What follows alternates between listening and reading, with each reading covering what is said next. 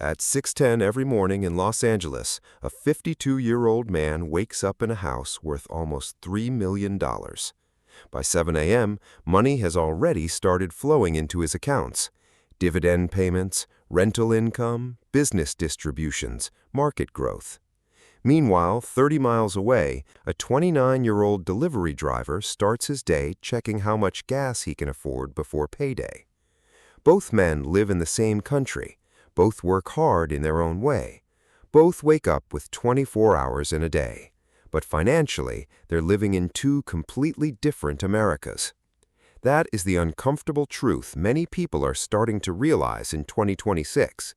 The rich are not just staying rich in America, they are getting richer faster than everyone else. And the reason is deeper than most political arguments, motivational speeches, or internet debates admit. Wealth in America compounds differently depending on what side of the system you live on. The average person survives through labor. The wealthy grow through ownership. That difference changes everything. Most Americans earn money once. Rich Americans position money to keep earning repeatedly. A middle-class worker trades time for income, then spends most of that income on rising costs: rent, mortgages, insurance, food, debt, transportation, taxes. The wealthy often spend their income buying assets that continue producing more income long after the original work is done. Stocks, businesses, real estate, private investments. That is why wealth gaps grow quietly even when everyone appears busy. One group works for money, the other owns systems that pull money toward them automatically. This is not just about greed or intelligence, it's about structure, and structure determines outcomes more than effort alone. The average American is often taught how to earn. Rich Americans are taught how to own. That difference starts early and compounds for decades. One person gets excited over a raise, another gets excited over acquiring an asset. One sees money as something to spend carefully, the other sees money as something to deploy strategically. That psychological divide is where wealth starts separating permanently. And before we break down exactly how rich Americans keep pulling further ahead and why the system naturally accelerates wealth upward, hit like, subscribe, and follow DollarNeck, because this channel is built for people who want to understand how money really moves behind the surface. The rich are not getting richer by accident. They're playing a different financial game entirely, often with different rules, different tools, and a completely different relationship with money itself. The reason rich Americans keep getting richer is because once you own enough assets, the economy starts working for you instead of against you. That is the shift most people never fully see. The average American experiences the economy through rising costs. Rich Americans experience it through rising asset values. When inflation increases, the middle class pays more for groceries, insurance, housing, and transportation. Wealthy Americans often own the companies, stocks, and real estate that rise along with inflation. That means the same economic pressure hurting one group is frequently increasing the wealth of another. This is why wealth compounds unevenly in America. Ownership scales differently than labor. A worker can only work so many hours. An asset can grow 24 hours a day without needing rest. A stock portfolio compounds while someone sleeps. Rental properties increase in value while tenants help pay the mortgage. Businesses scale through employees, systems, and customers. That is the power of ownership. It disconnects wealth growth from personal physical effort. And once someone reaches a certain level of ownership, money begins accelerating faster than normal income ever could. This is also why wealthy Americans recover from downturns differently. During market crashes, average workers often panic because job security feels threatened and cash reserves are limited. Wealthy investors frequently see downturns as buying opportunities because they have liquidity ready to deploy. The same economic crisis creating fear for one group creates discounted assets for another. That difference matters enormously over time. A 45-year-old executive in Florida with significant investments may lose millions temporarily during a market drop, but if he holds quality assets and keeps buying, the recovery often leaves him wealthier than before.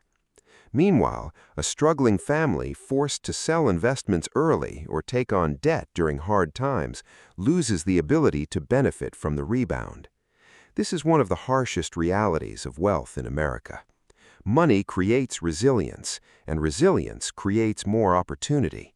The wealthy can wait longer, negotiate harder, and survive downturns without destroying their future. The average person often cannot. That is why the gap widens even when everyone technically experiences the same economy. One group absorbs pressure, the other group converts pressure into advantage. And over decades, that difference compounds into completely different financial lives. Another reason the rich keep getting richer in America is because wealthy people understand leverage in ways the average person usually does not. Most Americans hear the word leverage and think debt, danger, or risk. Rich Americans often think scale. They use leverage to expand ownership faster than their personal cash alone would allow. Businesses use loans to grow operations. Investors use financing to buy appreciating real estate. Wealthy entrepreneurs use other people's time, skills, and systems to multiply output. That is one of the biggest differences between rich and average financial behavior. The average person often uses debt to consume. The wealthy often use debt to acquire assets. A middle-class worker finances a car that loses value every year. A wealthy investor may finance an apartment building that produces monthly income while increasing in value over time. Same tool, completely different outcome.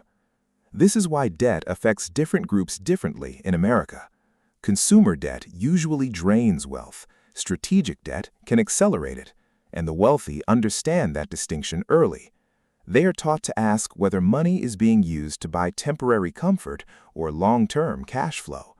That question changes financial decisions dramatically. Rich Americans also benefit from access to better investments, better advisors, better tax planning, and stronger networks. A wealthy business owner in New York may hear about opportunities years before the average investor ever sees them publicly. That is not always corruption. Often it is proximity. Wealthy people spend time around other wealthy people, and information moves through those circles constantly. Advice changes, opportunities appear earlier, mistakes get corrected faster.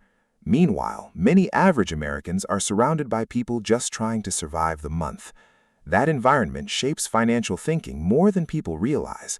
If everyone around you sees money as stress, it becomes harder to think strategically about ownership and long-term investing. This is why wealth often stays concentrated across generations. Rich families do not just pass down money, they pass down systems, habits, expectations, and financial language. A teenager growing up in a wealthy household may learn about investing, taxes, equity, and ownership before ever starting a career. A teenager in a struggling household may only learn how to avoid bills and survive financially.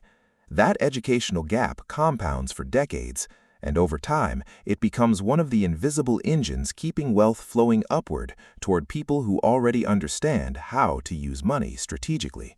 The final reason the rich keep getting richer in America is psychological. Wealth changes how people think about time, risk, and opportunity. The average person often makes financial decisions focused on immediate survival because they have to. Rent is due now, bills are due now, debt payments are due now. That pressure forces short-term thinking even when someone wants to plan long-term. Wealthy Americans usually operate from a different emotional position. They have margin, and margin changes behavior. When you are not constantly trying to recover financially, you can think further ahead.